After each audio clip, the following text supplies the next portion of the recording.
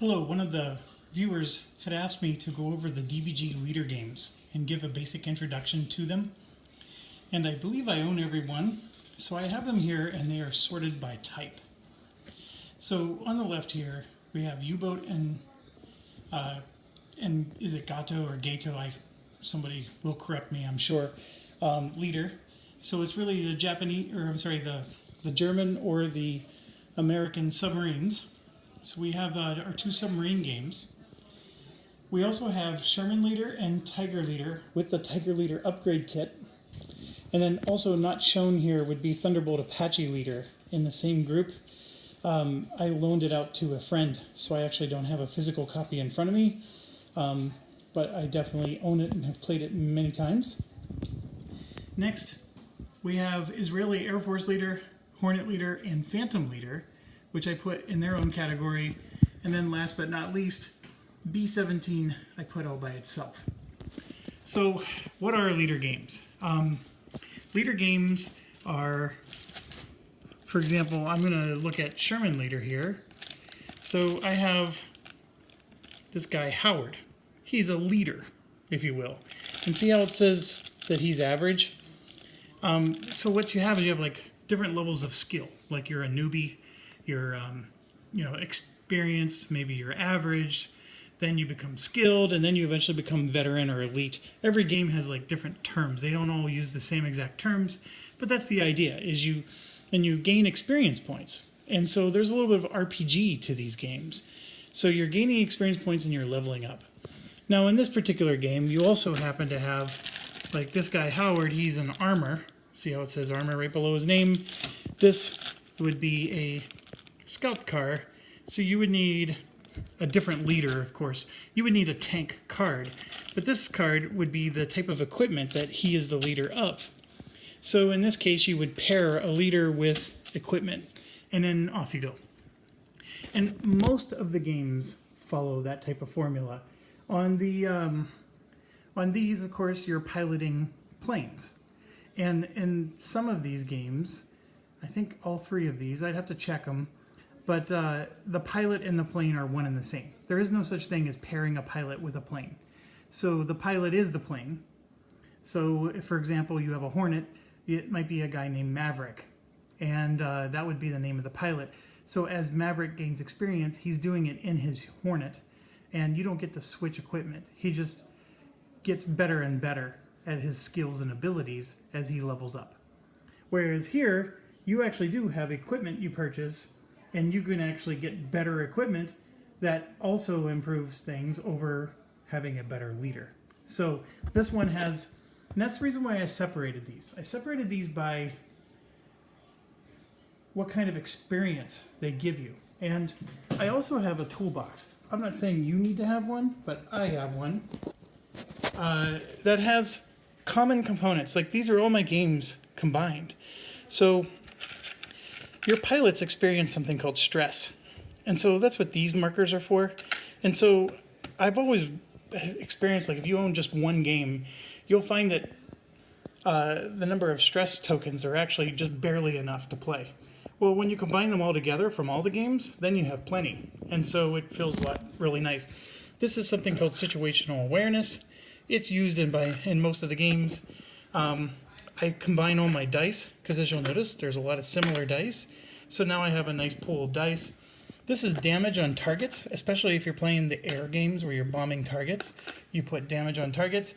And then, because I play Hornet Leader more than anything else, I actually have the Hornet Leader airplanes. So here's what I was talking about. For example, this particular, I think this is a Corsair, if I remember. Extra is the name of the pilot. So the pilot and the equipment is one and the same.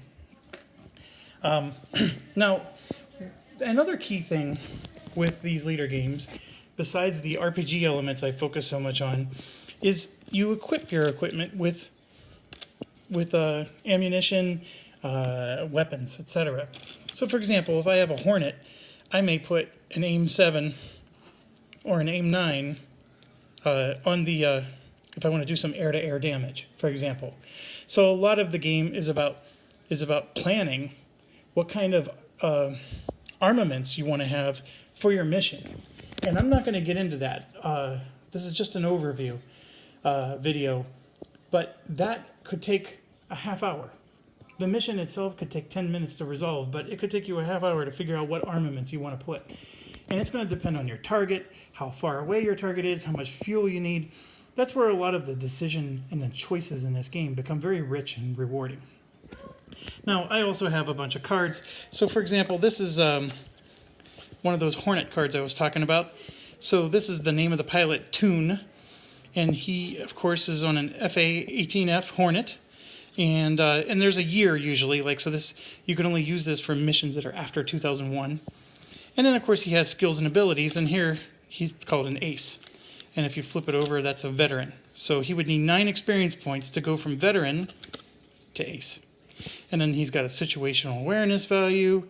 There's usually a weight limit, so this is how much weight and armaments he can have. He can have 10 units of weight. Here is his cool value. So as pilots do mission, they gain stress, and sometimes they need to rest, and they have to skip missions in order to get some R&R. Well, the cool value is like it's how much they can reduce their stress every mission.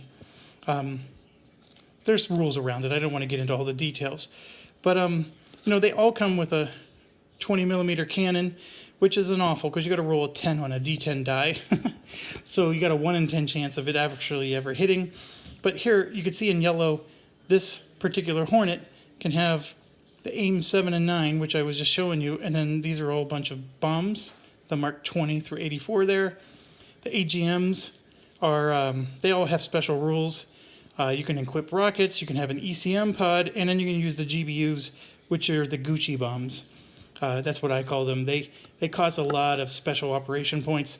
They do amazing damage, but they're you got to really have some money to do it.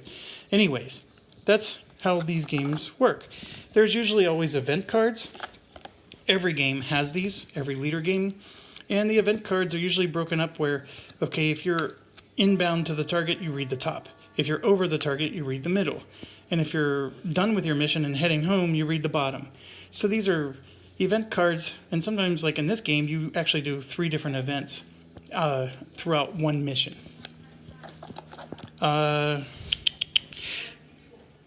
There's target cards. So like this is an example of Hornet Leader target where you get 4 victory points. If you were to destroy it, it has 5 hit points. So you need to do, I'm sorry, no. What am I smoking? That 5 means I can send 5 of my planes on that mission. And so I would need to go and destroy this particular target. And so right here, it's 8 Su-24s. There's some other ones that might be a little easier to read. Yeah, they're in order, so bear with me as I try to get a different one. Yeah, so they keep telling you, like, this has 4 MiG-23s and 3 MiG-25s. So if you destroy all 7 of the fighters, then you get the victory points. In this case, it would be 2. And so let me talk. And like over here, these are Israeli Air Force. They have a special thing called escalation cards. So every game will always do something different or unique, or otherwise this would be boring. You're buying the same game over and over again. So Israeli Air Force has this idea of escalation. B-17, I'm going to talk about that separate. But anyways, let's just take a quick look. So getting to the submarine games, both Gato and U-Boat are very similar. You have this concept of, your ship would be somewhere in here, and then you're approaching the ship. So you're either long range away, medium, or short. And your speed versus the ship speed could mean that you could actually end up here, and if you're not moving, and the ship's moving too, you would actually drift to this way, because it's emulating that the ship is moving towards you. Or if it's moving away from you, your speed relative to the ship, you could actually start out here, but the ship is faster than you, and so you're losing ground, and eventually you have to disengage. So every battle is this.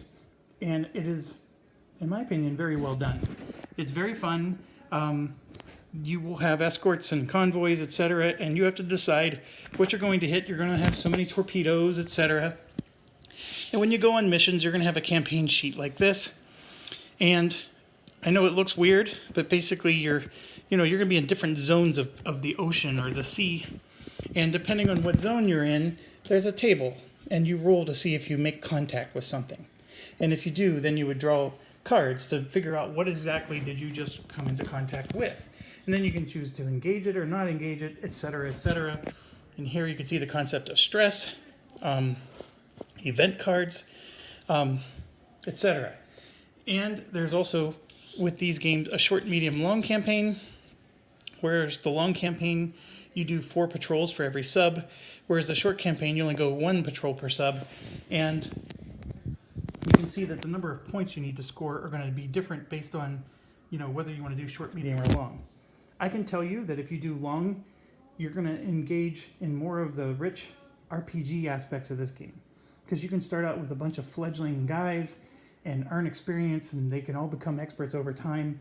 And then the long campaigns are very rewarding if you enjoy the RPG elements of it. If you just want to experience doing patrols and the combat side of it, then the short is what's for you. And of course, there's a compromise in the middle. And there's a whole bunch of these campaign sheets. So the idea is you have many different things to try and do. Now, what's the difference between the two? The difference, in my opinion, and this is subjective, is Gato Leader has extremely, what's the right word? Damaging, difficult. It has event cards that will just beat the crap out of you. So by the time you actually get to the mission, you're already 3/4 damaged. You've already lost 12 of your torpedoes.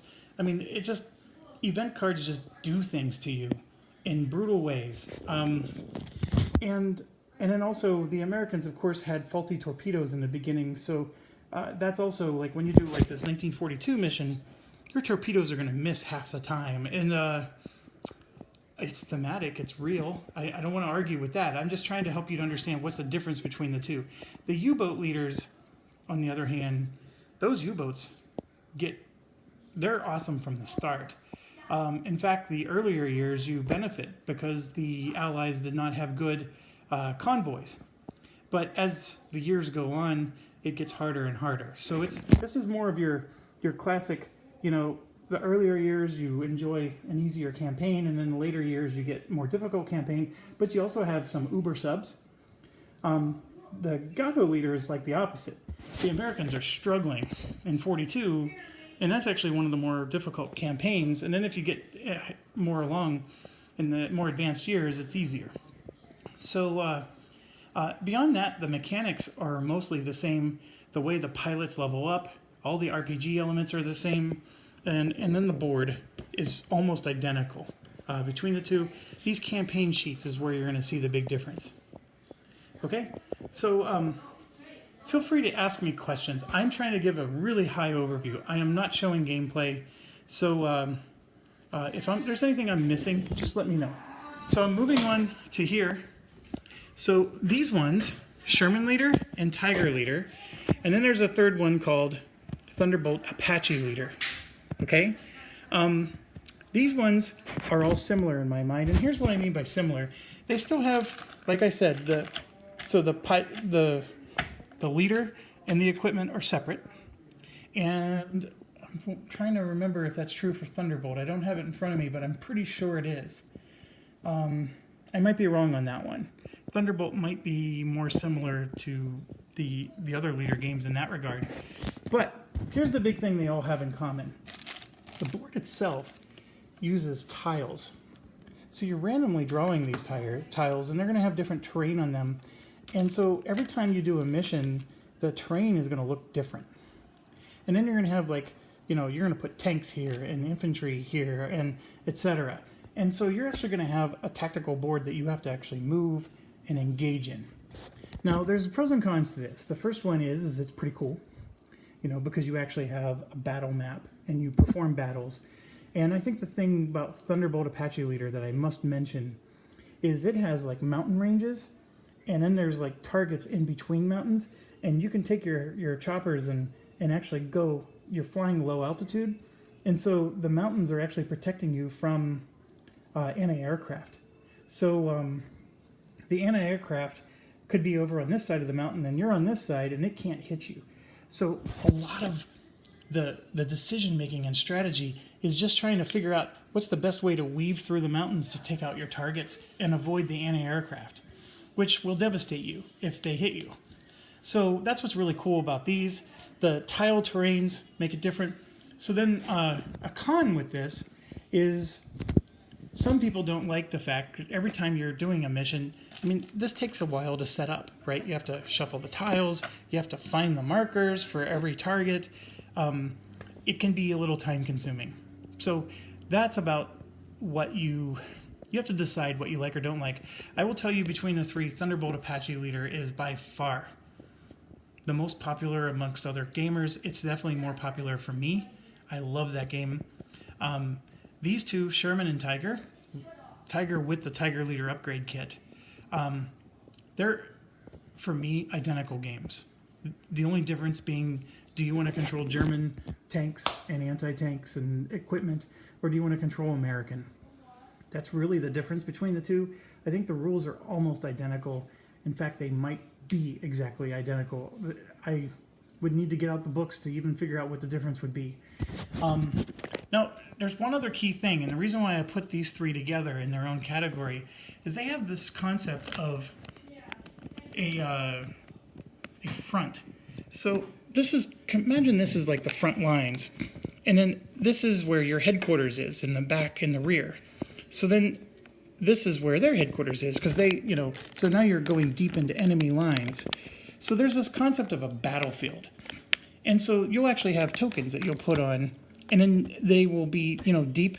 And so depending on how deep you go, you may have to spend special operation points just to attack.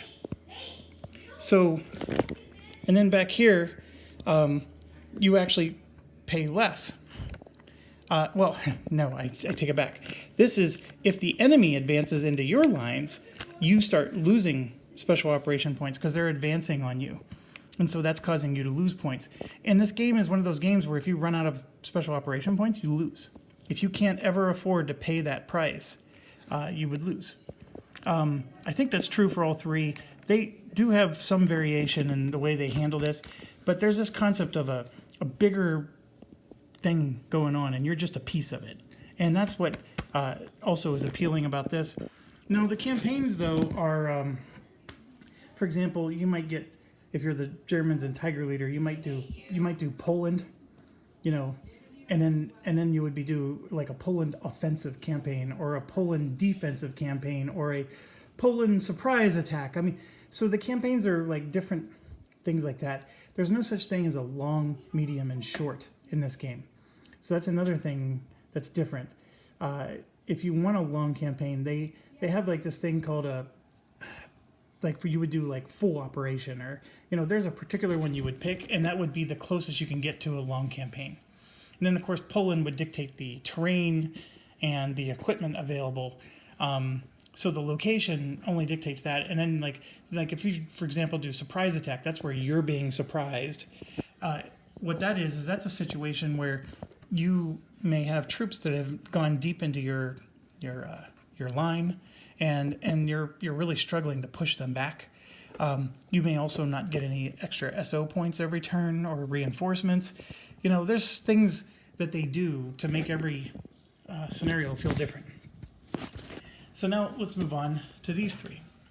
These three are arguably very, very similar, and they have, of course, those pilots I was telling you about, and every one of them has campaign sheets like this, where, for example, this is saying that your carrier is here, and if I want to hit targets that are deep, I have to reduce my my weight by 4. Basically, I have to have extra fuel in my plane. And so then there's extra stress for going so deep in enemy territory, but I get extra experience. So you sort of get a benefit. And so you have these different target numbers, and then you would just draw target cards. And those target cards are what I was showing you before, like the, destroy so many MiGs, etc. Every campaign has its own sheet, like this is 1984. Certain equipment will be available in 84 that other equipment won't. For example, you're not going to have stealth bombers. And then you're going to have weapons that come standard, and then these, at the time, were special. So you only have so many special operation points, and it shows you right here. In a short campaign, you start the game with 20. And that's all you get the whole campaign. You really don't get any more. That's also a difference. Over there, you get special operation points every week or every round, depending on whatever the increment is. Here, you get special operation points from the start, and that's it. Now, sometimes if you take old planes that are a little on the antiquated side, you actually get a bonus special operation. And then if you take the really advanced planes, like for example, if we were doing a stealth mission and it was 2015 or whatever year that the stealth bombers are unlocked, in that case, you actually have to spend special operation points just to get them. So you may start the game with a lot less than 40 just to be able to get those planes. So there are things like, there's always special rules that are played. And then the other thing that these games have in common is you have these bands. They do different things. Like, for example, in Phantom Leader, you have to deal a lot with politics and how people feel at home. And that's represented, through stuff like this. And sometimes there's certain targets that you can't go after based on how this is structured. And it just, in this game, it just moves left and right. This is how many targets can I recon. So, I can't just attack anything I want. I'm drawing target cards to figure out what I'm going to attack next. Recon lets me draw more cards. Intel lets me reduce the number of bad tokens I'm going to draw. And then infra would be, for example, if I get to here, I could do one less hit than what the target card says and still destroy the target. That's what, because we're destroying their infrastructure. Now, all three of them have this, where the target goes here, and there's going to be anti-aircraft and stuff situated on top of it. And then there's going to be, your planes are going to come from an approach, and you pick which direction you want to come. And there might be anti-aircraft and MiGs and other things that are situated throughout the map from the start. And some of it before you decide which way you're coming. But after you decide, then you reveal more. So sometimes you may pick to come from this angle, but it's the wrong angle, and you draw more stuff and you realize, oh boy. So that's what's really cool. A lot of great decision making in this. Like I said, arming your planes based on the target that's sitting here, huge, very huge. Some targets might be vehicles, for example, and you have specific bombs that are good at harming vehicles. Oh, this is a good test of my knowledge. I think it's the Mavericks. I think the Mavericks are what harm vehicles. But anyways, it says it on the token. It's not like I have to know it by heart. Anyways, all three of these, pick your theme. That's really it. I will tell you that Vietnam is a very specific period of years, so the planes available are very specific. Hornet Leader spans like 20 years. It goes from 1980 all the way to 2015. And then there's Marines versus Navy. You actually have like 3 games in one with Hornet Leader. It's one of my favorite games of all time. And then Israeli Air Force Leader is interesting. It's focused on Israel, of course, but it goes from World War II, or just after, all the way to present day. So you have a huge variety of equipment and the missions as well. And then Kevin from DVG, he added like this linked scenario, which is new with that these other ones don't have, and it's pretty neat. I think you're trying to destroy targets before they get nuclear arms in place. And then DVG has a expansion for Hornet Leader that has Cthulhu stuff. It's a little crazy, pun intended. It's very, very different. But if you really want something wild, that's available. And then last but not least is B-17. It's a category all in itself. Just look how big this board is. It goes all the way across. I mean, it's a huge board. The action occurs here. This is not like what you see over there. There's no such thing as tiles. You're going to see like that Germany will have like airports at certain spots, and they can intercept in areas, and then when you draw target cards, that target card might be here in this zone, and as you're flying towards it with your B-17s, they can be intercepted by so many spaces away. So the action occurs here. There's a lot going on. This is how the bandits intercept, because you have a formation of B-17s, and this is how the bandits would intercept you, like which one of the planes in your formation is it going to go after. This is, of course, tracking your day, month, year, and this is what a campaign would look like. It's a very short sheet, but there's so much information here, and he did a wonderful job of making a huge variety of missions. Oh my gosh, the missions are so different. I mean, if you want to do like this epic long campaign, it's there. If you want to do just a really short, let's destroy some oil fields or oil storage tanks, that's there too. Or if you want to just go hunt subs, that's there. Lots of different cool stuff there. You have this concept of a secondary objective that's on top of your primary objectives. And then, gosh, I can't even take the time to explain it all. But as you destroy bandits, you have this target marker. And if you destroy enough of them, you get to actually remove one of their air bases. They have a factory. The Germans do. They produce, like, as time goes on and months end, the Germans will actually produce more stuff to hurt you. And so if you destroy bandits and bomb airports, you get to go here, right? If you destroy factories, then you get to hamper their factory production. And then this is a modifier. So when the factories produce things, they don't always go after you, right? Some of them are going to go into different theaters. There's the Mediterranean, there's USSR, there's the West, and then there's Reserve. Of course, we're just the West. So this is us. So they may produce four items, and those items might end up going to different theaters of war that don't impact you. And then you even have those different theaters of war, like this is the Mediterranean, or this is the Russian here, the Mediterranean there, and you have tokens that progress forward and backward based on how well the war is going in other theaters. So much going on. These are target cards.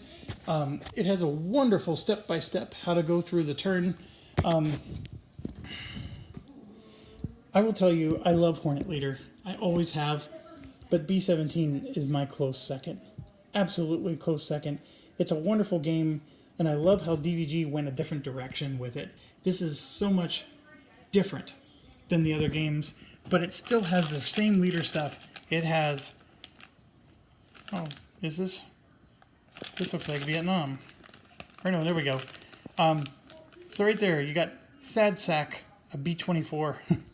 This is one of the bombers you can have. It's just like everything else. And then they even have like an advanced rules where you can actually... So every bomber here represents a whole group of bombers, right? So this doesn't get destroyed. It may have it may represent 17 bombers in a group, and you may lose 8 of the 17 bombers within the group, but you still make it home, right? Well, it even has an advanced rule where there's this sheet where you get to be one individual bomber in that group, and it's you and only you, and so you get to really role play the bomber with all the same rules of DVG. It's a very wonderful game. I highly recommend it. My third rated game is Thunderbolt Apache Leader. I think it is better than those two, the Sherman and Tiger. I recommend Sherman and Tiger. I really do. They're good games. I think you only need to own one of them, personally. I think because the rules are nearly identical, there's no point in having both. The Tiger Leader upgrade kit is worth it, if you're wondering that. And then when you go to the Submarine ones, I'm very vocal. I don't like Gato Leader. I think the event cards are brutal, and there's nothing I can do to mitigate it. So bad things just happen to me, and there's nothing I can do but just smile and take it. I don't like that in a game. These games are all about making difficult choices, and then finding out if those choices are rewarding you or hurting you. And yeah, the dice can go against you, but you at least made good choices, You did things to make the dice, the odds go a little bit in your favor. With Gato Leader, you just draw a card and it says you die. I mean, there's literally a card in there where if you roll a die, your submarine is completely destroyed and it's out of the game. I don't like that at all. I just don't like that. But, so between the two, I really like U-Boat, and I think U-Boat is an excellent game. I think the mechanics of the way the submarine pursues the convoy is excellent. I like the mechanics of the submarine more than I like the mechanics of this. But like I said, this has a lot of very fun tactical, and the whole battlefront thing, this is what makes the game. So you're constantly impacting the whole overall status of the war. Like I said, I love these three. Maybe I'm just more a fan of modern fighters, but these three are wonderful. They're all wonderful, to be honest. That's why I own them all. And Corsair Leader is on its way, and I will be receiving that as soon as I possibly can. I'm a Kickstarter backer of it, and they'll be introducing dogfighting in that one. Can't wait to see how they implemented it and what it's all about. So anyways, there's a quick update over the leader games. Feel free to add in the comments if there's any particular leader game you'd like me to review. I did Israeli Air Force Leader, but I have to admit to you guys, I didn't even know the rules. I was sort of like playing it for the first time and just recording it and experiencing it with you. I would make sure I understand the rules a little better this time, because I made some serious errors when I did that. And I also did that a couple years ago, and I just think I've learned a lot of lessons just on how to do videos. And I also apologize. The kids have friends over, and so they're a little noisy. So, playing video games. So I apologize if there's some background noise there. Anyways, I hope this was helpful. Feel free to ask me.